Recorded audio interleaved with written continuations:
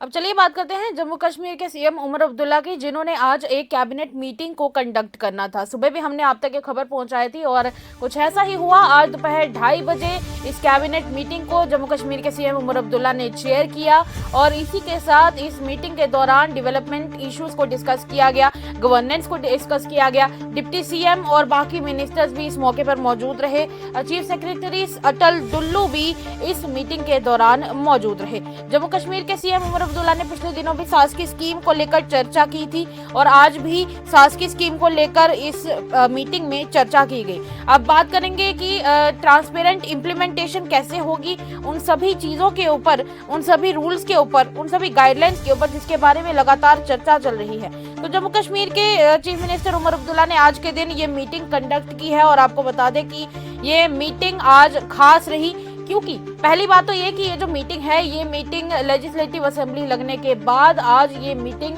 पहली बार लगी है। यानी कि जम्मू कश्मीर में जो नया साल चढ़ा था, नया साल चढ़ने के बाद आज ये जाकर ये मीटिंग अटेंड की गई या फिर यूं कहे कि टेकअप की गई। अब इसी के साथ रही बात इस खास मीटिंग की, तो कई सारी और भी चर्चाएं इसके बीच रहने वाली थी और आज जम्मू कश्मीर के सीएम उमर अब्दुल्ला ने शासकीय स्कीम को लेकर भी चर्चा की थी और इसी के साथ जम्मू कश्मीर के सीएम उमर अब्दुल्ला ने आज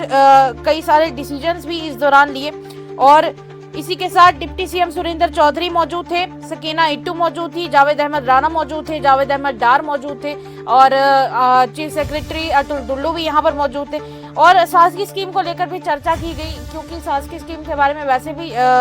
जम्मू कश्मीर के सीएम उमर अब्दुल्ला ने इस बार जो कैबिनेट की मीटिंग से पहले जम्मू कश्मीर में सत्र लगा था या फिर यूं कहे कि सदन लगा था, उस सदन के दौरान चर्चा की थी। अब ये देखिए, ये आप वही तस्वीरें देख पा रहे हैं स्क्रीन के ऊपर, जिन तस्वीरों में शासकीय स्कीम के बारे में चर्चा की गई।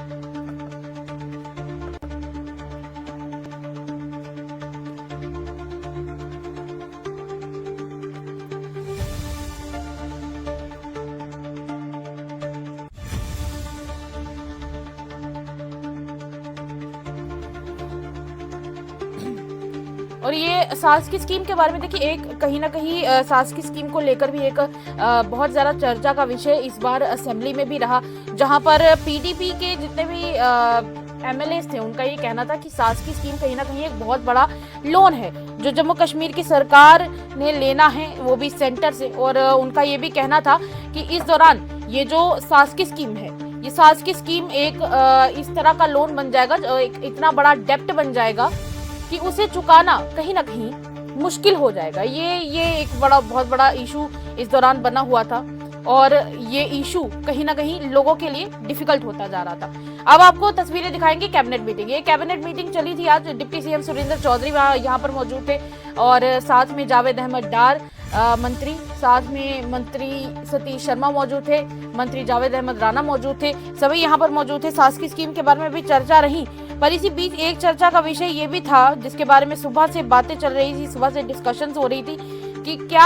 आज यहाँ पर कैजुअल लेबरर्स या डेली वेजेस को लेकर कुछ यहाँ पर चर्चा होगी या नहीं होगी। ये एक बड़ा सवाल था, पर बड़ी बात यही है कि इस बार भी डेली वेजर्स के इशू के बारे में खास इसमें चर्चा नहीं की गई। ये बात खेद के साथ डेली वेजर्स को हम लोग बता रहे हैं, पर इस बात में कोई दो राहे नहीं है कि इस बार डिप्टी सीएम सुरेंद्र चौधरी हों या फिर जम्मू कश्मीर के वजीर आला उमर अब्दुल्ला हों, उन्होंने ये बात तो कह दी थी कि हमारी तरफ से पूरी कोशिश चल रही है कि हम लोग इस बार इन सभी डेली वेजेस के लिए जरूर कुछ ना कुछ लेकर सामने आए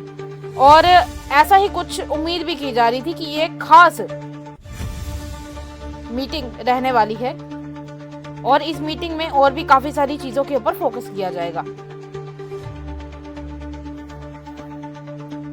कहीं ना कहीं इस मीटिंग में ये भी चर्चा थी कि जितने भी एमएलएज हैं, मंत्री हैं, उन सबको, जितने भी या फिर यूं कहे कि लीडर ऑफ ऑपोजिशन है, सभी जितने भी मंत्री हैं, एमएलएज हैं जीते हुए, उन सभी के लिए जरूर कुछ ना कुछ इस मीटिंग में खास निकल कर आएगा, क्योंकि माना जा रहा था कि उन सभी एमएलएज को, मंत्रियों को जो एक प्रॉपर अलाउंस दिया जाता है, उस अलाउंस को बाद में इंक्रीज भी किया जाएगा, उसको बढ़ाया जाएगा। और उम्मीद भी जताई जा रही थी कि इस बार इस कैबिनेट मीटिंग में जरूर उसको क्लियर किया जाएगा। हालांकि अभी तक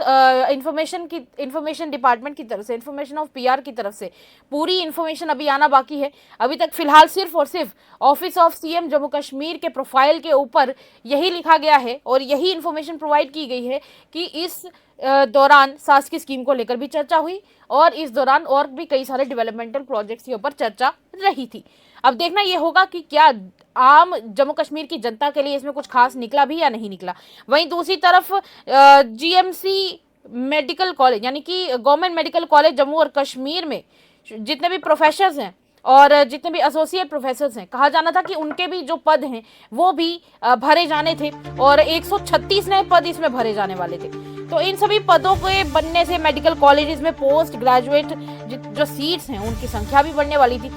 यानी कि युवाओं को रोजगार मिलना था। अब युवाओं ने यही सोचकर जम्मू कश्मीर की सरकार को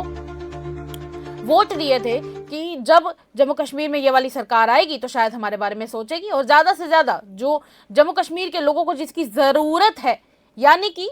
ज्यादा से ज्यादा नौकरियां, और हो सकता है कि शायद इसमें ज्यादा से ज्यादा नौकरियों का प्रावधान निकाला भी जाए। उम्मीद तो जताई जा रही है और उम्मीद पे दुनिया कायम है, पर चलिए देखते हैं कि ये उम्मीद लोगों की कब तक पूरी जम्मू कश्मीर की सरकार करती है, क्योंकि फाइनेंस डिपार्टमेंट, एजुकेशन डिपार्टमेंट, ये वाले सारे जितने भी डिपार्टमेंट्स हैं ये जम्मू कश्मीर की सरकार के पास हैं। अब देखना ये रहेगा कि सरकार इन डिमांड्स को कैसे पूरा करेगी और कब तक पूरा करेगी। चलिए तब तक के लिए इतना ही। खबरों का सिलसिला यूं ही रहेगा जारी, देखते रहिए आप लोग द न्यूज़।